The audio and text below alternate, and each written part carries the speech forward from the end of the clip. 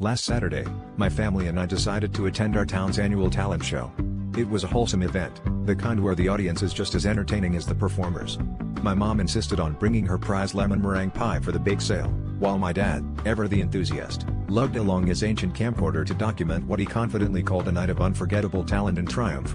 The lineup was a typical mix of local musicians, aspiring magicians, and the occasional stand-up comedian.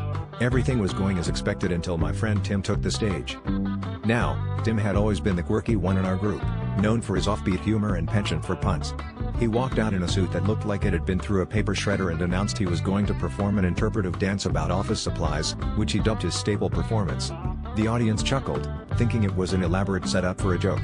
But as the music started, a dramatic classical piece, Tim began a series of exaggerated movements that can only be described as a cross between a mime trapped in an office cubicle and a windblown piece of loose-leaf paper. As the performance continued, Tim mimed the existential struggle of a paperclip, the existential dread of a rubber band, and the lonely waltz of a single, forgotten pushpin.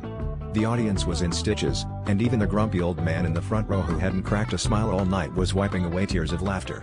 My dad, meanwhile, was furiously trying to record everything, alternating between fits of laughter and fiddling with the camcorder's buttons. Tim's grand finale involved him pretending to be a rogue stapler, valiantly trying to unite a stack of invisible papers, only to be thwarted by a jammed stapler mechanism.